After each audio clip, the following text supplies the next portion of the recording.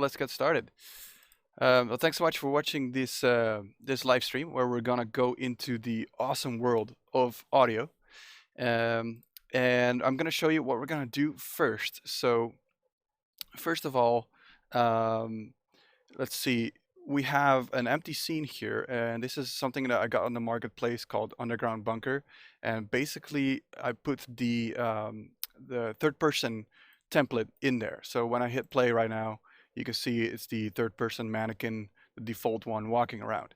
And the artist that made this map really did a beautiful job, but of course the experience is still kind of flat because we don't have any sound. So what we're gonna do is I'm gonna show you what we'll end up with in the end. This is a project that I've kind of worked on. If I hit play now, you'll notice that it kind of sounds what you would expect like from a creepy cave. As we're walking, you hear footstep sounds. When you get closer to the lights, you hear them hissing. When you get closer to the power generator, you'll hear that more. And then as you can see here on the floor is kind of wet, so when I walk in there,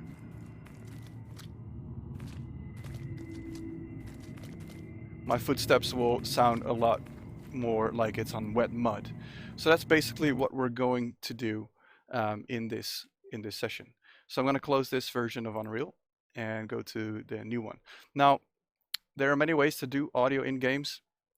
I like to use FMOD, which is a middleware tool.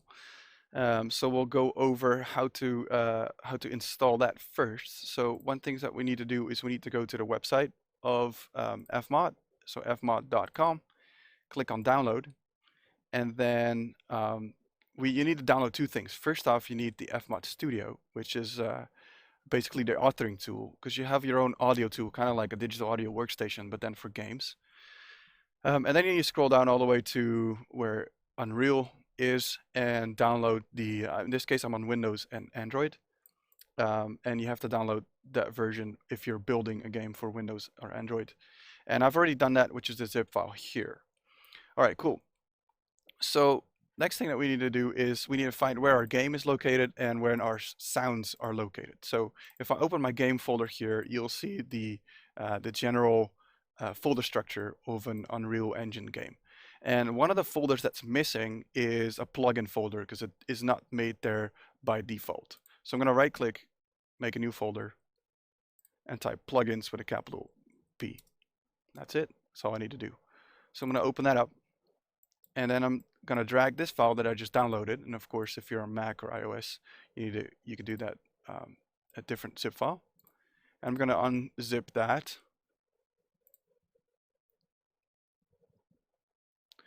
And it will unzip a folder called FMOD Studio. I don't need the zip file anymore, so I'm going to delete that. And in there, you'll find all kinds of C++ files and the U plugin files that Unreal needs in order to run this plugin. All right, another thing that you can do is you can go to all of your engine folder basically and install it there. So that way the plugin works for basically every single project on your computer. The reason why that's of course really, really handy, so you don't have to think about it again and install it again for every project.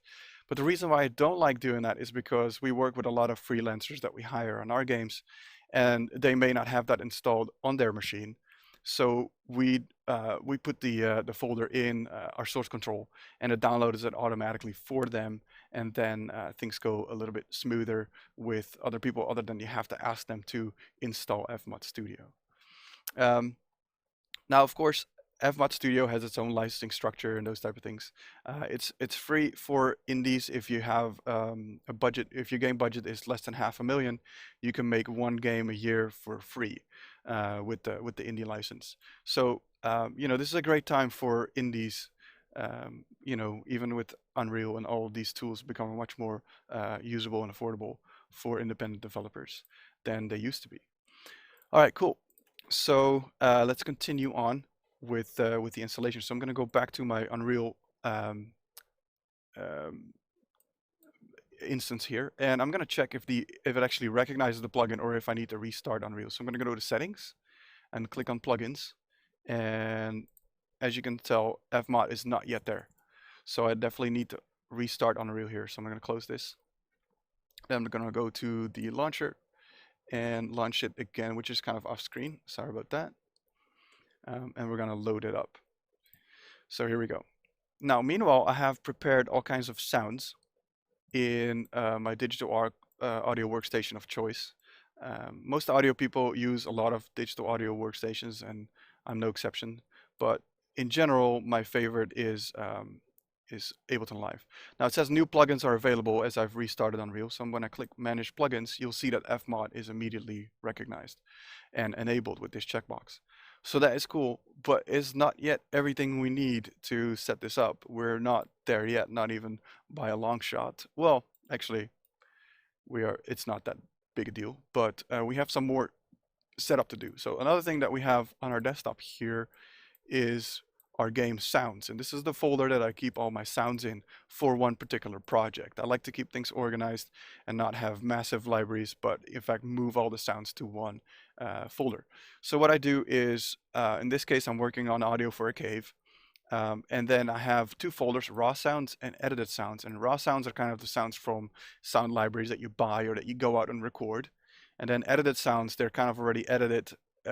Loops are loops when they need to be a looping, or things are already compressed or mastered, or EQ'd a little bit to fit the rest of the game, which I'll get into just a little bit later. So these are the two most important ones. So what I'm going to do now is, after installing this zip file for FMOD in Unreal, you have to install the FMOD Studio authoring tool, which I have already done. And I'm going to open it up here, and this is what it looks like when it starts up. Now, as you can see, when I open Ableton here, this is my audio tool of choice. It looks very, very similar. You have your file browser on the left, your effects on the bottom, and your tracks in a horizontal fashion in the middle, which is the same with FMOD. So it's very recognizable for me, being able to kind of use that already. Okay, so what I need to do is we need to make a new project and basically save it where I want it to be. So I'm going to save it inside of the game sounds here. So file save, desktop, then game sounds, and then we're putting in the name of our project. So I'm going to call it Cave Audio FMOD and save that. Okay, so now the software knows where the file is saved, but it does not yet know where to build the project. So if I'm going to go back to my game here, and I'm going to go to my content folder, here is all the content in the game that is the same as we have here on the left. And we need to have an FMOD folder in there with all caps. So FMOD. And this is where we need to compile our sounds into. So when I go to File here, or sorry, Edit, and then Preferences, I can set up where I want these sounds to build into in the Build tab. So this is really cool. FMOD supports pretty much every platform that Unreal supports. I've seen a lot of things online where people go, FMOD cannot be used on the web, but it does in fact have HTML5. But right now I'm making a game for desktop, so when I click desktop, you can see that I can change my sound settings. So I recommend using a 5.1 surround, because a lot of the headphones these days that people use for gaming are surround, and we've kind of moved away from just stereo, even though that's very much possible. And you can go to 7.1. I'm going to just leave it at surround. If I want to add targets, I can add another platform and choose this. Of course, desktop is Mac and PC, and maybe even Linux. I honestly don't know already in one. Then if I go to my assets, then it wants me to tell it where my assets are located, which is my game sounds folder here in the desktop. So I do want easy access to those. So I'm going to select that folder. And I don't necessarily need another plugins folder or an external sample editor, because I already prepared all the samples. That's kind of how I prefer to work. Another cool thing to note is that you can use source control, because this game sounds folder with all the raw sounds, all my recorded sounds, is of course massive in size. So you don't necessarily want all, if you're working with a team, to all of that go to your Perforce or SVN source control. because it would be a massive download on everybody's side. So the audio guys can have their own version of source control for just the working files, which is really handy. But in this case, it's just me, so it's fine. And then I can set my output devices, which in this case, I'm using a Scarlett input-output device for my audio, so that's fine. I'm going to save that and hit save. Now, if I go back to Unreal, you'll notice that the FMOD folder is not yet there because I haven't necessarily built anything yet. So that's what I'm going to do next. Let me meanwhile check if there are any questions that came in. Nothing yet. Okay, cool. So what we need to do is let's work on the ambience first. So I'm going to open up the map that I'm working in. And of course, this is not necessarily a follow-along tutorial, but I do my best to explain things.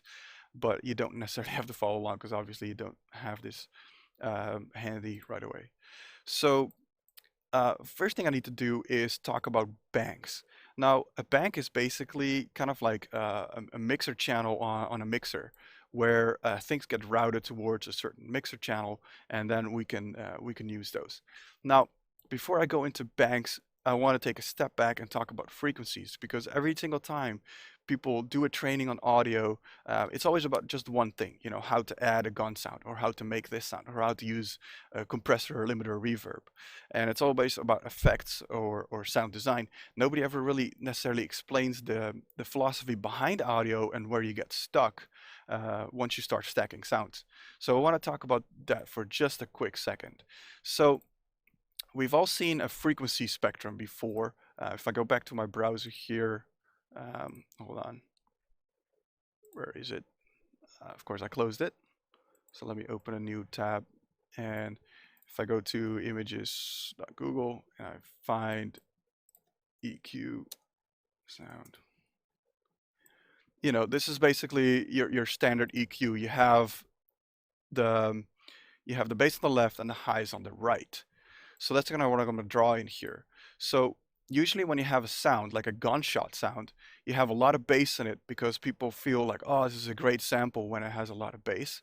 So you get kind of a curve this way. So there's a lot of bass, and then it kind of falls off in the mids, and then you have some crunchy highs, and it kind of falls off like this. Okay. Now that's great. Usually we're at 30 hertz right around here, and at 30 hertz your ears, the human ears, don't pick up anything anymore. We cannot hear it.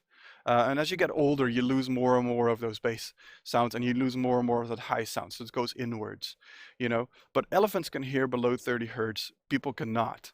So usually when you have sounds that sound really beefy and really massive, you can still cut off 30 hertz and below, because your speakers are generating all this energy and all this sound that you cannot hear anyway, so it's useless, and it will start to mud up other frequencies when you have too much of it. Okay, same with highs that are too high that only bats can hear and humans cannot. So now imagine stacking up another sound of, like, say that you have a footstep sound and you really wanted that footstep to sound deep. So you still put a lot of bass in it. And so you stack that other sound on top of this sound, and now you get this curve, maybe a little bit more mids and then no highs. And it kind of falls off like this. Now, as you can see, here we have the top, which is 0 decibel. And here on the bottom, we have basically around negative 30 decibels. You usually don't hear anything, but I have to officially say negative of infinity. Well, this is my beautiful infinity symbol. You can't hear anything anymore. As soon as you go over 0, your volume meter will turn red. It goes from green to orange to red because you're clipping. So the more sounds you stack up onto each other in a certain frequency range, the more they'll start distorting your game. And this is basically the balance of sound in games. Whatever sound tools you use, as soon as you start stacking up sounds, this is when we start getting in trouble. So it's really important when you start to plan out your sounds that you go, okay, what sounds do I allow to have mids? What sounds do I allow to have bass? And what sounds do I allow to have highs? And where do I start cutting? Okay, so that's really, really quite important when we're stacking up any type of sound. So in planning our banks, we need to know, okay, what sounds are eventually going to conflict with each other, and what sounds do we want to subtract from each other later on in the game? Okay, so first I'm gonna right click and make a new bank and call this environment. So everything that happens in my environment, so the ambient sound in the cave, the generator, I want everything in the environment routed to the environment bank. Then also what I want to do is I want to make a player character basically. So I usually start with character and then player because there's a lot of characters that you sometimes need to keep track of in a full game. So these are the three banks, and then those are eventually routed to the master bank output. Okay, so that's that. Now, remember how we set up our assets folder to find all the sounds that we want that are in this folder? Well, as you can see, our edited sounds and our raw sounds folder are already found in there, so we can start playing with those. But we need to drag them into something, and those are called events. So anything that happens in the game, any sound that is triggered is called an event. So first thing that we're going to do is we're going to make some folders to organize things. So I'm also going to make an environment folder here and a character folder. And inside of the character folder, I'm going to make a player folder. Of course, if you have a game where you can choose a different type of player, you can differentiate. But in this case, we only have one. So in our environment, we're going to make a new event, and we can choose from a 3D event or a 2D event. A 3D event is something that you can walk towards and it gets louder. And a 3D event, of course, 2D event, you'll hear all the time. So when I'm in an environment like a cave, I kind of want to have the ambience be a two-dimensional event. So I'm going to call that cave A and B for ambience. Now, as I make this event, it says I am unassigned. Whatever I start playing sounds in this, I will not hear them in the game because it's not assigned to any of these banks that we just made. Now, obviously, we want to assign it to the environment bank. So I'm going to right click, say assign to bank and environment, and now unassigned goes away. And we're basically set up for action. Now, as you can see, this is very similar to any other audio program. We have our timeline up here, and we have our effects, pre and post effects here. And then we have a mixer somewhere else as well, which I'll show you later. So first, what we want to do is we want to find out what we're going to do with this cave. So let's go to our assets, let's go to my edited sounds, and let's find our cave audio. Sorry, not this one. Here we go. So there's this one loop that I made, and it sounds like this.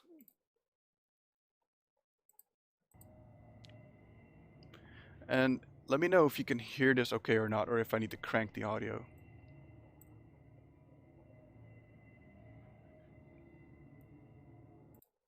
So this is a loop that I can drag in, and now I have a sound here, and it's kind of dim, so I'm going to crank it up. Usually I don't recommend cranking up volume to anything higher, but go back into your audio workstation and work on it there. But you know, we don't have that kind of time. So we're good for now. Now I want this sound to loop. Let me zoom out here so I can see the entire sound file. When I right click and say add or new loop region, you'll see that there's now a bracket around it so that when my playhead gets towards the end and I hit play, it will loop back around. And of course, if your sound is not rendered as a loop, you will hear a click and you'll need to redo it. But in this case, we're fine. Okay, so this is kind of the eerie thing that we want in the background. But game sound is never really fun when it is just one looping sound. People will pick up on that. People will hear that. And so what we want to do is use the power of this tool set to kind of have some weird things triggered over time. So I'm going to rename this, call it A and B, right click, add a new audio track, and let's start to add some creepy things. So here I have a couple of sounds that are sort of eerie hits that were recorded by, you know, tossing some metal on other type of metal and then adding a whole bunch of reverb. Sounds like this. Here's another one.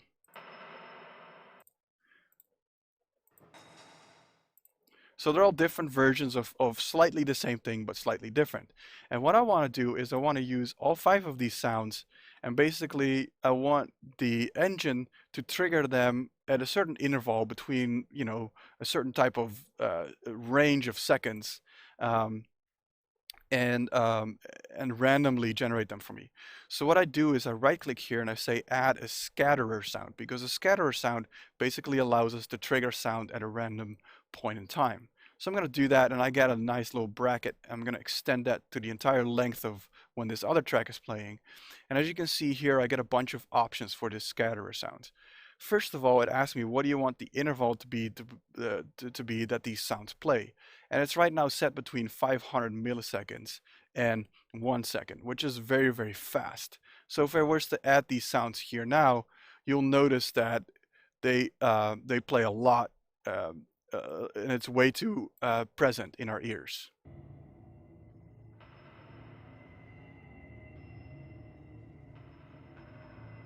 So it looks like somebody's in the back of the cave literally throwing nuts and bolts around, and that's not necessarily what we want. So what we want to do is give it about you know, um, let's see, somewhere between 9 seconds and 14. Now I can drag these around, or I can double click and put 14 seconds and 9 seconds. And that gives me kind of the time that I want. And we'll listen to that in the game in a second to see if we like this. Now also, let's see how it mixes in with the rest of the sound.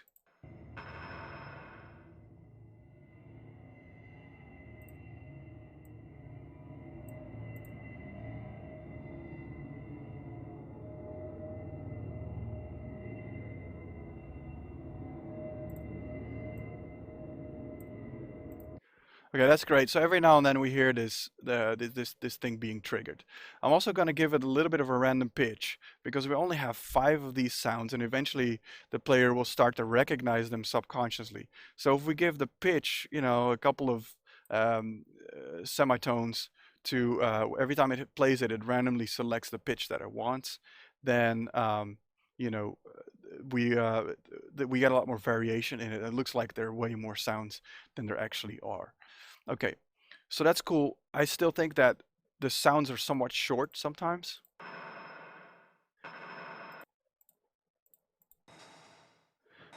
Like, as in they end kind of abruptly. So I'm gonna add a reverb to this channel as well. Now reverb is pretty simple to understand. It basically smears out the sound somewhat longer. Our ears pick up reverb in any room that we're in. It's basically how the sound bounces from wall to wall, and that tells our ears how big the area is that we're in. A cave is pretty big, so we're gonna add effect here, and then FMOD reverb. And then it says what is the reverb time, and we want that time to be, somewhat like somewhere 2.5 seconds longer than the reverb that's already on there. Let's give that a listen.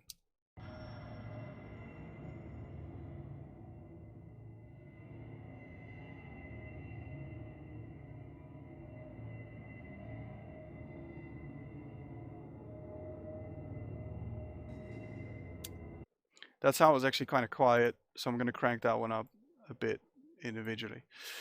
Okay, cool. That sounds good to me. Now let's see if we can build that into the game. First thing we do, I'm going to save this, and then we're going to hit File and Build, and this will build the environment into our build target, which is Unreal. So now what we need to do is basically finish setting up FMOD inside of Unreal. So if I go to Help here and say Validate FMOD, it will start to look to see if there's any problems. Now it says our current build path is set to this. Do you want to fix this up? I say yes. It says go to FMOD Studio, save your project, and build the banks. Failed to load banks. Okay, so something is, and then it reloaded them. So as you can see now, the FMOD folder is being recognized. I'm still going to go over back to FMOD and build it again. Then when I go back into Unreal, you'll see a quick notification saying banks have been rebuilt. So if I open this FMOD folder, you will see that the banks that we've set up, our character, player, environment, and master bank, are in there. But more importantly, the events that we made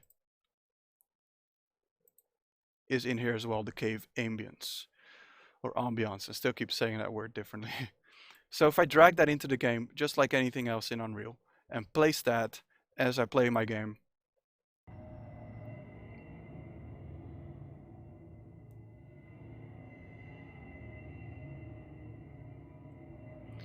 it already gives a lot of mood to the world. And since it's a two-dimensional sound and not a three-dimensional sound, it will always play. There are a couple options here in Unreal as well that we can open and tweak. You can play it in here and stop it. But here's one of the coolest things that I really like is if I play the game and I tab over to FMOD, I can connect with the game. So if I go connect the game and hit connect, you'll see now I'm live updating. And if I go to my window and then the mixer, you'll see that these sounds are currently playing and I can mix them down.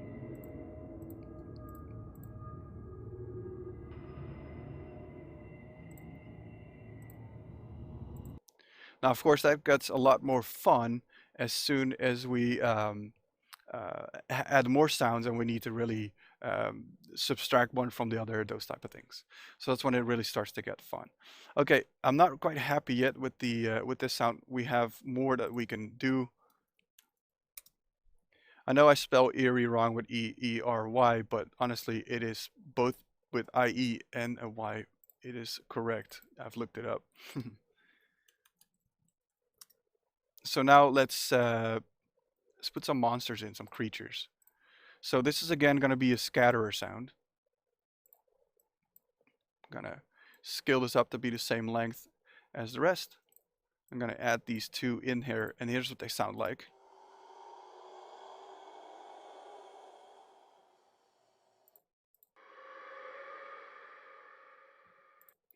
That's kind of really what I was looking for when I saw this cave for the first time. Like these type of sounds would be cool with it. So of course we have a scatterer sound. We need to set how often these are gonna happen. So I'm gonna still go with 9 to 14. That's milliseconds. I want seconds.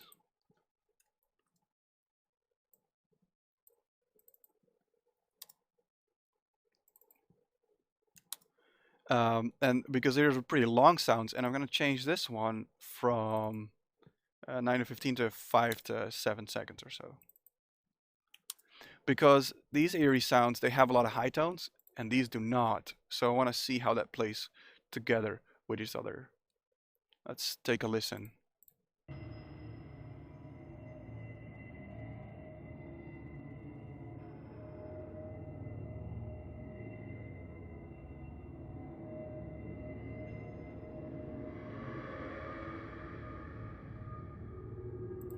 Okay, I like that a lot. The ambiance sound starts to annoy me just a little bit in the sort of that ringing sound. So I can add an EQ here. Let's do, is there a multiband? Great. Turn that off. So just like we were drawing before in Photoshop here with the bass on the left and the highs on the right, and EQ is pretty much the same thing. So I can set certain points where I want to cut out of the sound or when I want to boost the sound. And usually it's better to cut than to boost. Be careful with boosting, especially if you're mixing live sounds, but we're not. So let's see. Let's do a peak. Pull that down. Let's take a listen to this and solo it.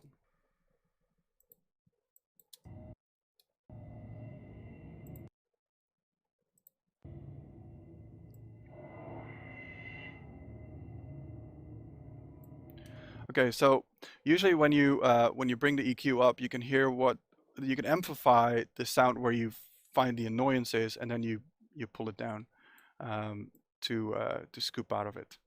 So that's about where I want it. Fantastic. Okay, I feel a lot better about this sound. Let's start doing the next one. Let's go with the power generator. Okay.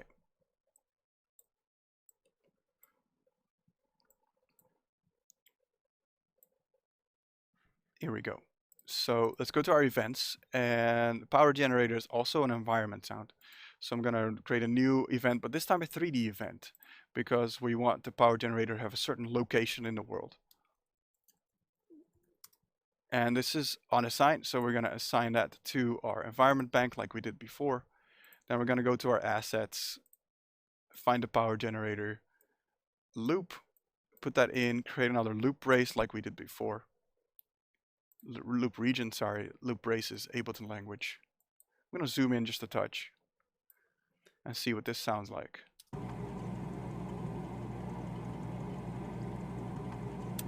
Okay, it loops perfectly. Let's call this engine hum or engine sound. And let's take a look at the master here. When I click on the master of this event, the power generator event, you'll see that in this 3D sound, we have a new filter that's been added, and it's called a 3D panner. And in the 3D panner, we see the distance attenuation. So as soon as we get further away from this power generator, the sound goes down like this, and the distance is about 20 units, which I think is 20 units in Unreal. Depends on how you set your skill in your game. So I'm going to make that a little bit smaller, maybe 15. And you can set different curves here. This fall off curve is a little bit more dramatic, but the sound of a power generator, it drags pretty far, so I'm going to keep it fairly straight. And if I was to delete this 3D panner, it basically turns this sound into a 2D sound, which is not what we want. So I'm going to save this, and I'm going to build the game again. All right, and then we're going to go to our banks. The power generator has been added, and then we're going to find the power generators in our map. So here's one. And this is a mesh, a static mesh. It's not a blueprint. So if it was a blueprint, it would be great, because then I only have to add the sound once and it will update everywhere in the world. But these generators have already been placed. So I'm going to place that right on top of the generator here. And as you can see, we have this ball. And then if I look further, there's a bigger circle, this yellow circle here, which is the end of our distance attenuation, which is really handy. You can also in the engine go to attenuation and say override it, and then change it with your own settings. If you're the level designer and you're going, okay, the audio guy did not know what he was doing, this is way too aggressive, you can change it there. Let's find the other power generators. I believe there's 3 in this map. Here's one. And then here is the last one. All right, cool. Let's take a listen of what this sounds like.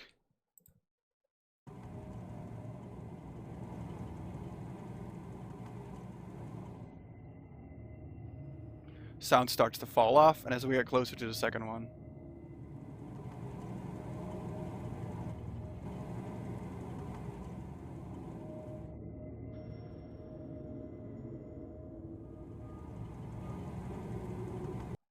okay, great. It's of course important to notice that the sound in this map is generated by or it's picked up by the camera, not by the character. So as the camera turns, you have pretty aggressive panning.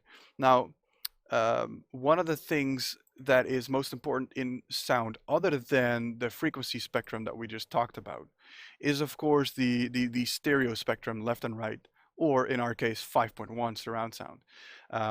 And when you make music, you're really highly focused on the width of a sound, or of the entire mixdown in your mastering. But in a game, the mixdown is basically decided by the location of the camera, which kind of takes that out of your hands a little bit as a sound designer, other than the music. So you're a little bit more limited when it comes to that in games, but also more enabled because you now have 5.1 speaker sound. But you can't control it as much as in a movie. So that is something, when you're stacking a lot of sounds on a left or right side of the camera, you can still get into frequency problems or clipping problems. So you have to sparingly place your sounds as well. Okay, so next, let's repeat what we did real quick, but this time, let's do it for these lights here. And these are a prefab. So let's go back to FMOD, let's create a new environment event, 3D event, call it light. Lights, assign it to the environment bank like we did before. Go to our assets, put this lamp buzz in, create a loop brace, loop region. See what that sounds like. That's actually quite loud for a light Now, if you stand right next to it, that's fine. So let's mess with our distance attenuation here. Let's do kind of like a more extreme curve like this. And let's go from 0.5 to something like 7 or 8 units. Let's say 7.5 units of distance. Now we can preview this in FMOD also. So as I play this, here you see this 3D panner, and this is kind of like where your head is in the middle, and as I move this around, it'll start panning left and right into surround space. And when I double click, it resets to 0. So if I play this,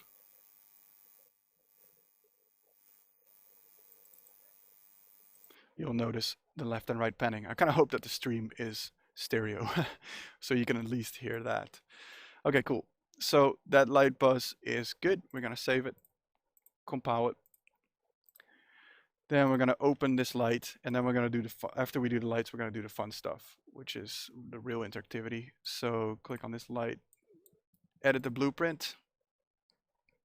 Let's go to our viewport where we see where the light is, and then let's add a component, FMOD audio.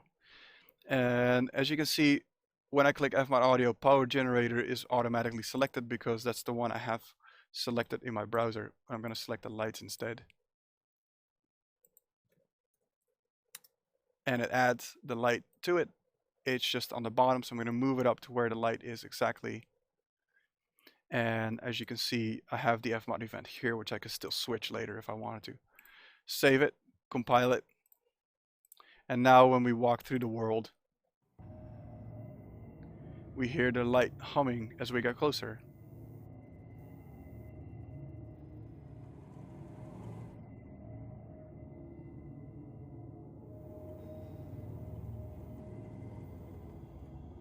Now it's a very subtle sound. It's not loud. You don't want that sort of gnarly hissing everywhere all the time. You really want the player only to notice when they by accident get really close to a light, just like real life. And that makes it really, really fun. All right, cool. So now we're going to do some more fun stuff, and that is actually doing interactive stuff with the character. Let me just see if there were any questions posted on. I don't see anything coming through yet through the moderators. Okay, we're just going to continue. So let's do these footstep sounds. This is really cool. So let's go to our character, player, right-click, new event, and this is going to be a 3D sound because, you know, footsteps happen somewhere in the world. And I'm going to call them footsteps and mud because this level it's mostly mud. We're going to assign that to the character bank this time and the player specifically. Okay, so now what we want to do is we want to assign all the sounds that we've prepared. Now, when I go back to Ableton here, you see that I made a bunch of sounds, and some of them are on mud when the mud is dry. Some of them are on mud when the mud is sort of medium. And then some of them you're literally, you know, walking in puddles. So first one sounds like this.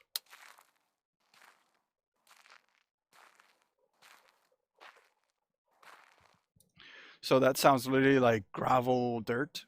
Then the more wet-ish one is this.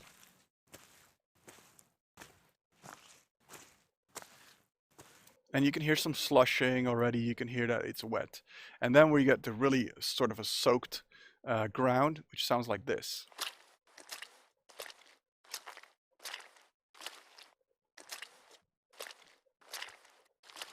Sounds fantastic, doesn't it? Let's get to some questions real quick that are being passed through. That where Studio says, can we change the trigger area to a smaller or bigger area? Yeah, absolutely. You can change it in FMOD with the distance attenuation, or you can change it in the engine, these circles here, by messing with the attenuation and overriding it. But yeah, you certainly can do that. Then Etienne on low says, can you have the tracks interface open while you play the game in the viewer? Yes, absolutely. You can live connect with the game, which I'll show you a little bit later when we start doing some of the mixdown. It's really quite powerful because one of the most powerful things in FMOD, I would say, as soon as we go to the mixer, is we can have different mixing views and different mixing snapshots, and those snapshots we can fade between based on what the player is doing. So imagine that the player is walking inside of a bar and you still want a little bit of the outside sound from the street to bleed into the bar but still have a very different ambiance. Then you can do that by passing only the low sounds that would generally make it through a wall and those type of things with those snapshots, and you can connect live with them, mix live, and then save those snapshots and switch between them. That's going to be a little bit too deep for this stream, but it's really, really, really fun. So that's cool. Then somebody else asked, are the sounds accessible somewhere? I basically, there are a couple of websites that I generally buy my sounds or get my sounds from, or record them myself. Freesound.org is where I got most of these from. You have to be careful with Freesound, the library, because you have to sometimes check the license on it and ask people if you can use it commercially or not. That's why I have not made these sounds available for download. It's just a demonstration. And then boomlibrary.com is one of my favorites. The sounds are used in a lot of Hollywood trailers and whatnot. So German guys, fantastic company, very friendly in the support as well. So those are what I would recommend. Somebody else asked, would you do different footstep event sounds when the character is running and walking?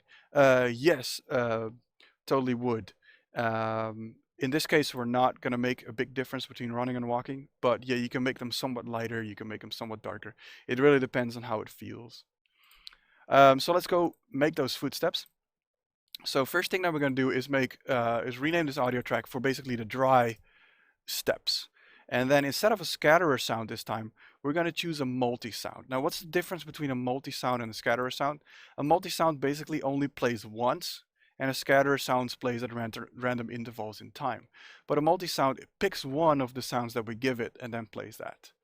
So if I go to my footsteps here and I drag all these dry ones in the sounds, then it will sound like this. Now, of course, this brace is far too long, so let me zoom in. And we don't want a loop brace this time. We want the footstep sounds to be triggered every time there's a step. That's still too long, but we'll change that later. Okay, so that is basically the dry sound. Then let's make one for wet, basically.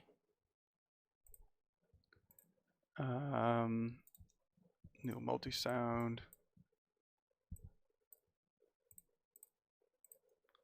Drag those in, and then one for soaked.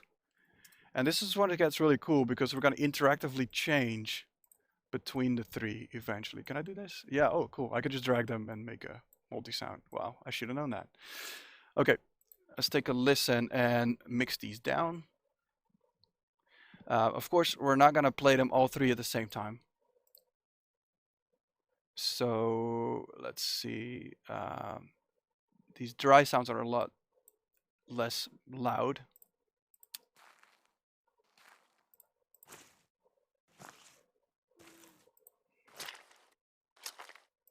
So the soak ones are definitely louder than the other ones, than the dry sound and the wet sound.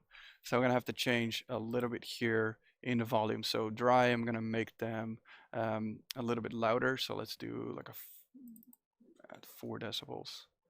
Then in wet,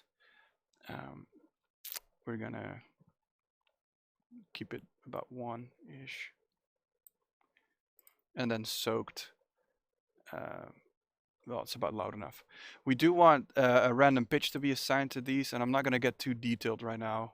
Hold on, actually, I'm not randomizing it. If I right click them and I say add modulation random, and I set the pitch to something like 3, then as you can see, this pitch icon gets a green bar. And so basically, each time this sound plays, we're going to go slightly to the left, slightly to the right, and it sounds like this.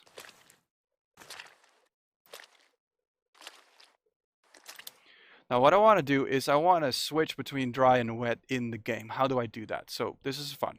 When I hit the plus sign and I can say add a parameter, I can basically add a variable that I can change in the game. And I'm going to change this and call it dry wet. So the difference between dry and wet. And it's going to be a float variable from 0 to 1. So now that I'm in this dry wet tab, as you can see, these sounds are gone and I can do stuff with it. So I want to modulate certain things. So I'm going to right click this volume and say add automation for all three of them. And then I want, when this variable is all the way 0, so this is all the way to the left, I want the the decibels to be 0. But then when it's all the way to the right, when I increase this knob and it's wet, let me zoom out here, then I want it to be not even hearable, so completely off. I want to do the opposite with soaked. Soaked is going to be all the way loud on the right and then all the way down on the left. And then wet is kind of in the middle, and then quiet here and quiet there. So let's take a listen to these sounds as I turn this knob.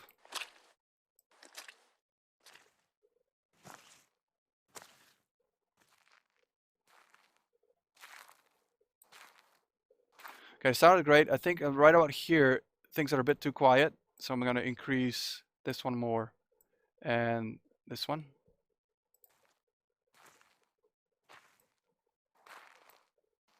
And that's perfect. That's all I need. So I'm going to save that. And generally, I add a couple of more sounds that I don't change to my footsteps to kind of normalize the rest of it.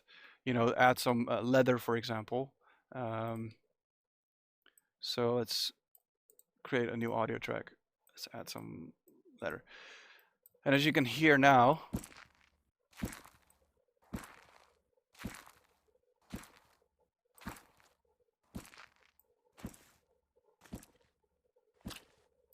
so as the sounds get wetter, I have something that is familiar in my ears, and it gives it more of a human feeling. Now this sound is still way too long because the character in the game runs a lot, so I'm gonna go zoom in just a touch, and kind of add a fade to the end, and then decrease the length by a lot, which I don't generally recommend doing. It's better to edit the sounds in your DAW and then redo that, but whatever. Here we go.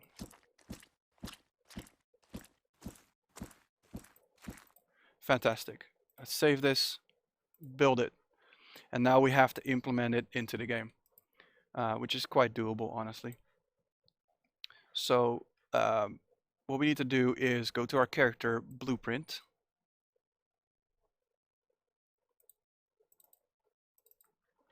And we're almost out of time, so I'm going to speed up a little bit here. Let's add a variable and call it footstep footstep wetness, I guess. Let's make that a float. And usually I'll make a getter setter, but we're kind of running out of time, so I'm just going to make this. No, I will make a getter setter because it's proper. Get footstep wetness.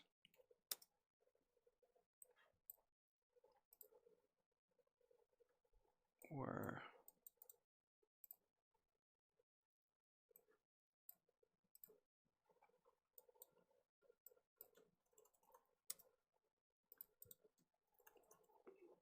seriously, am I in there? What am I doing wrong? Where are my outputs? I'm just gonna make it public. Who cares? Delete. Save. Okay, then I need to go to my character animations, the mannequin, and open the run and walk animations. And I need to add an event where the character hits the floor with his feet. So I'm gonna take a look at the side here, angle it right where the feet hit the ground, hit right click, and I can add a notify, and immediately you do an FMOD play event. But we don't want to just play it, we also want to influence a variable. So instead I'm going to click new notify and say footstep, and add another one where the second foot hits the floor, and do the same thing for our walk animation.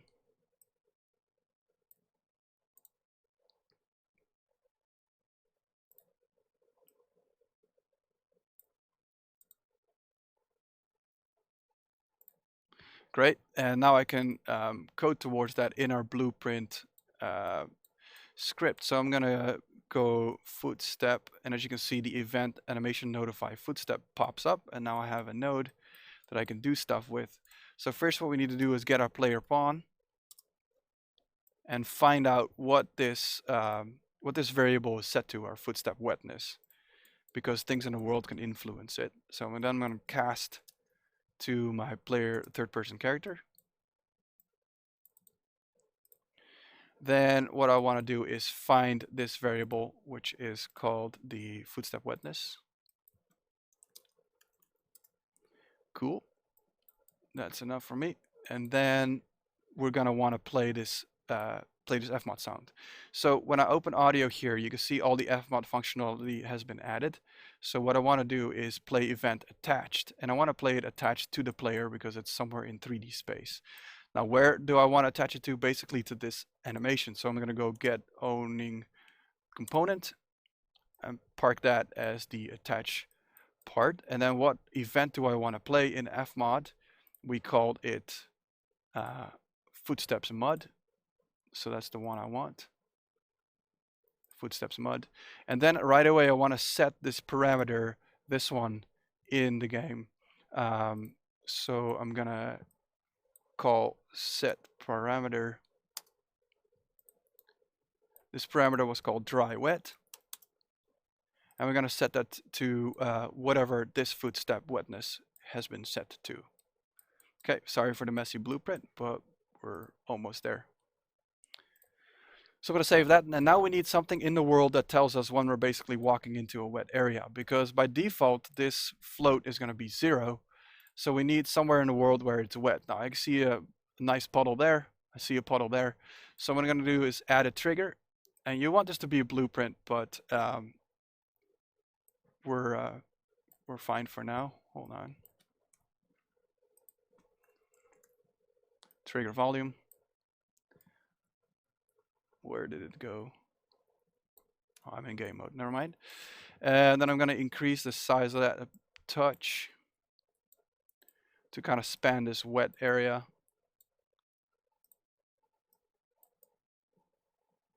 It's pretty wet on this side too.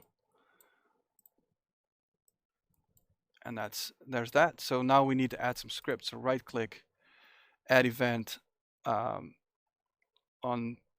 actor begin overlap. And we also want on actor end overlap basically. And if the other actor is the player, so equals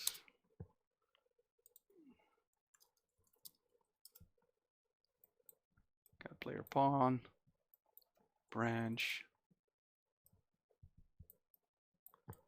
Then we want to cast to the player character from our pawn, third person character. And then set this variable, set footstep wetness to 1. Great, so that is when we're entering the trigger. And when we're exiting this trigger,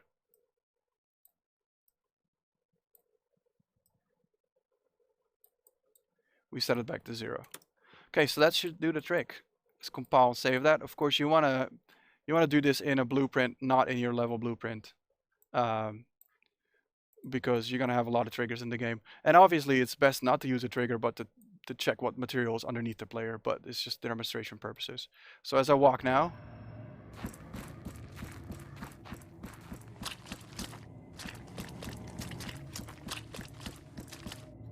it just got a lot more wet. All right, cool. So this is right 1 minute before the end time. Let's see if there are more questions. Which engine version is being used for this? I'm using 4.16. Is it possible to set up sound to correspond on a blend material? Yeah, there's a lot of people doing raycast down or whatnot and seeing what kind of material they're hitting, then giving that material a tag or some whatever way you choose to do it to find out what you're basically walking on. Of course, putting triggers in the world is way too much work. I just did that as a way to show it. All right, cool. So this basically concludes the stream because we filled an hour. We could go on forever, but I hope you liked it. I hope you like the awesome world of audio. Whichever tool you use is up to you, obviously. And enjoy.